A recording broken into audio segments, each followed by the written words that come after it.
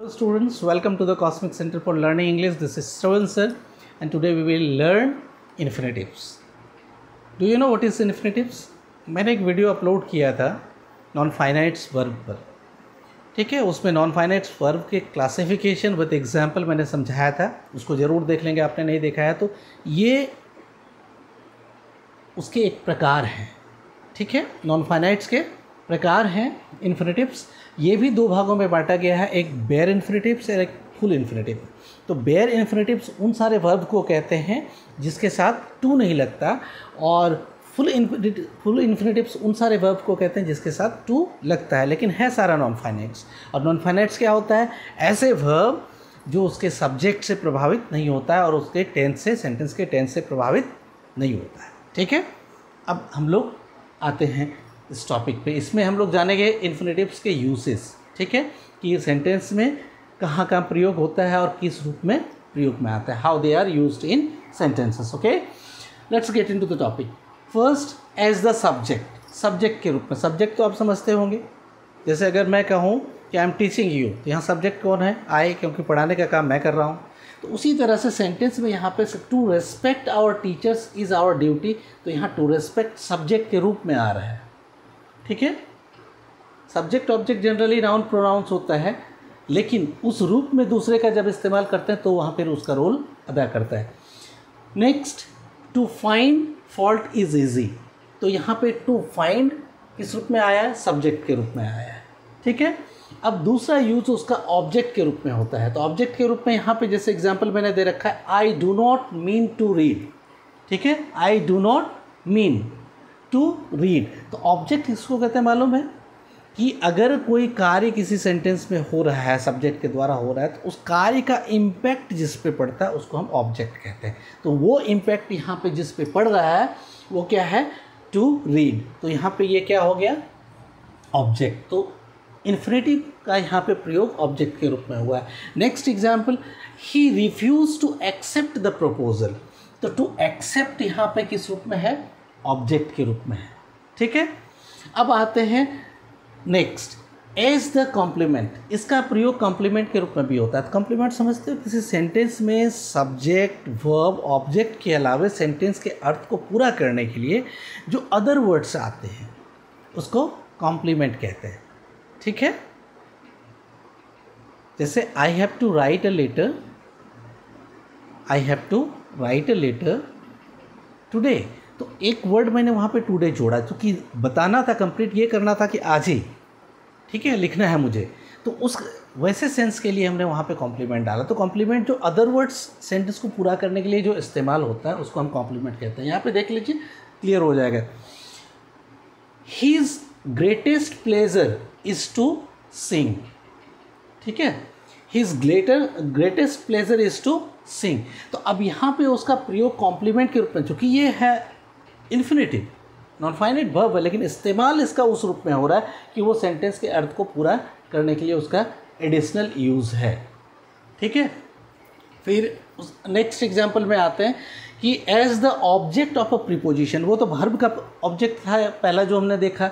अब है कि किसी सेंटेंस में प्रीपोजिशन का ऑब्जेक्ट के रूप में भी, खासकर उसके पर्पस को एक्सप्रेस करने के लिए, उसका उद्देश्य को जाहिर करने के लिए होता है। एग्जाम्पल के तौर पर देख लीजिए, यहाँ पे the class is about to begin, ये प्रीपोजिशन अबाउट है, ठीक है। तो उसका पर्पस क्या है? उसको जाहिर करने के लिए यहाँ पे ऑब्जेक्ट के रूप में इस्तेमाल इन्फिनिटिव का हुआ है, to begin. The class is about to begin, ठीक है। अब आते हैं नेक्स्ट,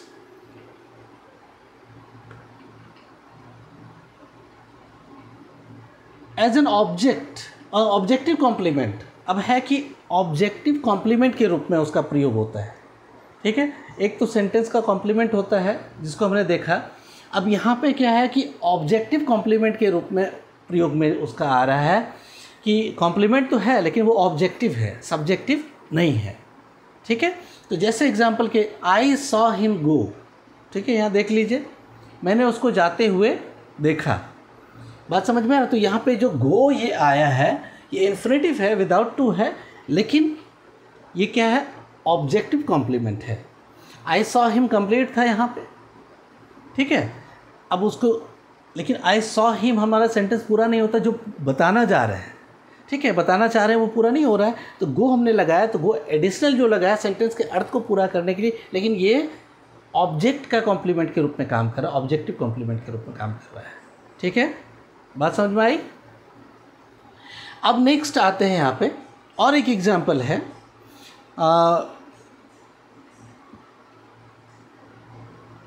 हाँ ये तो कंप्लीट हो गया। अब आगे देखते हैं to qualify a verb to express purpose.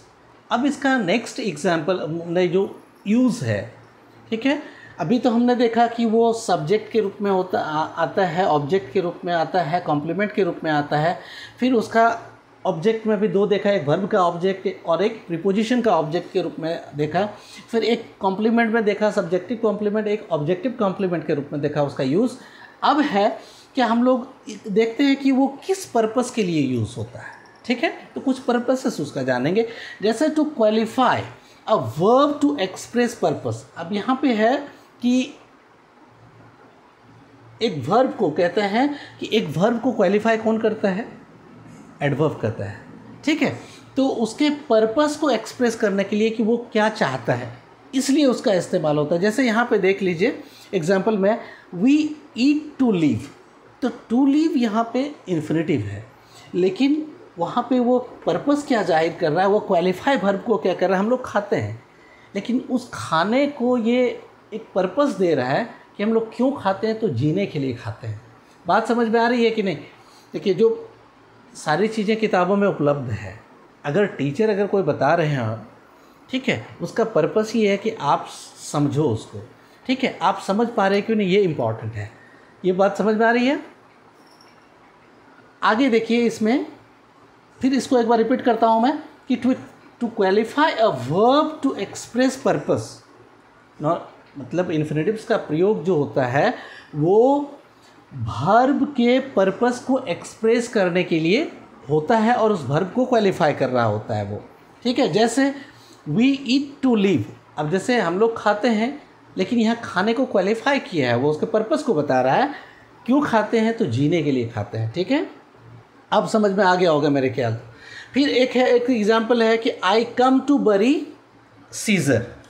ठीक है, आई कम टू बरी सीजर, मैं सीजर को दफनाने के लिए आया हूँ।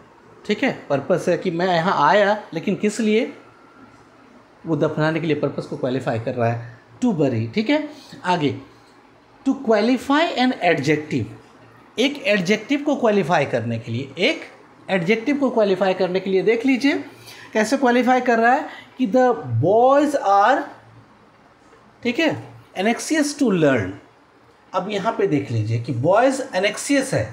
ठीक है, द बॉयज़ आर एनेक्सियस, वो एनेक्सियस है, लेकिन उस एनेक्सियस होने को क्वालिफाई किससे कर रहा है, टू लर्न, जानने के लिए। ठीक है, उसके बाद नेक्स्ट बता रहा हूँ दो, यहाँ पे लिखा हुआ नहीं है, तो कहता है कि टू क्वालिफाई अ नाउन, एक नाउन को भी क्वालिफाई करने के लिए इसका प्रयोग होता है। जैसे कि this is not the time to play, this is not the time to play, ये टाइम नहीं है खेलने का, तो ये नाउन को क्वालिफाई कर रहा है यहाँ पर। ठीक है, नेक्स्ट एग्जाम्पल इसका, here is a house to let. ठीक है, here is a house to let, ये घर किराए पर देने के लिए है। ठीक है, एक पर्पस वहाँ पे है, क्वालिफाई करना नाउन को। फिर है टू क्वालिफाई ए सेंटेंस, एक सेंटेंस को भी क्वालिफाई, पूरे सेंटेंस को क्वालिफाई करने के लिए इसका प्रयोग होता है कहीं कहीं। जैसे टू टेल द ट्रूथ। ठीक है, अब रेस्ट ऑफ द सेंटेंस में अब बोलूँगा टू टेल द ट्रूथ, तो टू टेल यहाँ पे क्वालिफाई कर रहा है पूरे सेंटेंस को, क्या कि I quite forgot my promise. ठीक है, I quite forgot my promise, मैंने जो प्रोमिस किया था वो बिल्कुल मैं भूल गया। ठीक है, ये सच बताऊं जो क्वालिफाई कर रहा है यहाँ पर ना, to tell you the truth, तो टू टेल जो है यहाँ पे किस रूप में काम कर रहा है, सेंटेंस का क्वालिफायर के रूप में प्रयोग में आ रहा है। ठीक है, तो ये पर्पस हो गया। अब हम लोग नेक्स्ट जो जानेंगे वो ये जानेंगे, ठीक है, कि कहाँ पर फुल इन्फिनेटिव्स का प्रयोग होता है और कहाँ पर बेयर इन्फिनेटिव्स का। अगर हम लोग देखते हैं पहले बेयर इन्फिनेटिव्स का यूज़, तो बेयर इन्फिनेटिव्स का यूज़ अगर हम लोग जान जाएंगे तो स्वतः पता चल जाएगा कि रेस्ट ऑफ द प्लेसेस में किसका होगा, फुल इन्फिनिटिव्स का प्रयोग होगा। अब हम लोग देखते हैं, चलिए तो अब हम लोग देखेंगे यूज़ ऑफ बेयर इन्फिनिटिव्स। ठीक है, बेयर इन्फिनिटिव्स का इस्तेमाल हम लोग देख लेंगे, यूसेस देख लेंगे। तो नेचुरल लैंग्वेज से जहाँ इसका इस्तेमाल नहीं होगा वहाँ पे फुल इन्फिनिटिव्स का इस्तेमाल होगा। ठीक है, first after modal verbs, after all modal verbs we use bare infinitives. For example, we must serve our country. Must क्या है यहाँ पे, मॉडल वर्ब है, तो उसके बाद सर्व आया है, ये विदाउट टू आया है। ठीक है, तो बेयर इन्फिनिटिव्स का इस्तेमाल हो रहा है। एक एग्जाम्पल है यू मे गो नाउ।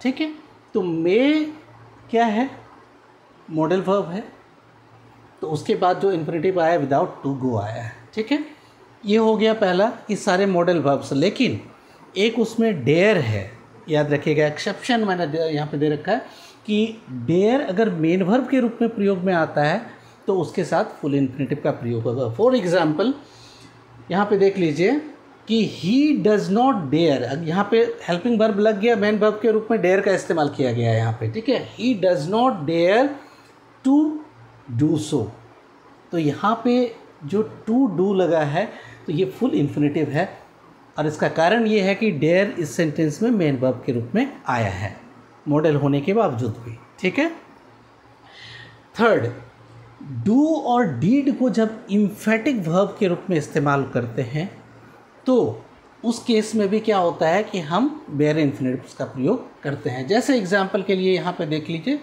कि do tell us what has happened. Do tell us, अब होता है कि आप ये अवश्य बताओ, ज़रूर बताओ कि क्या हुआ है। अब यहाँ पे एक जो एम्फेसिस है, ठीक है, उसके कारण से यहाँ पे क्या प्रयोग हुआ है, बेयर इन्फिनिटिव का प्रयोग हुआ। दूसरा example, she does know me. Does लगाया मैंने इसलिए कि वो मुझे अवश्य जानती है, निश्चित रूप से जानती है, ये एक बल दे रहे हैं हम वहाँ पे, तो इसलिए उसके साथ जो यहाँ पे आया नॉन फाइनाइट वो बेयर इन्फिनिटिव है। ठीक है, अब आगे हैड बेटर और वुड रेदर, याद रखिएगा हैड बेटर और वुड रेदर के बाद हमेशा बेयर इन्फिनिटिव का प्रयोग होता है। फॉर एग्जाम्पल, दो एग्जाम्पल मैंने दे रखा है, had not we better stop now, had not we better stop now. दूसरा, I would rather die than beg, I would rather die than bag.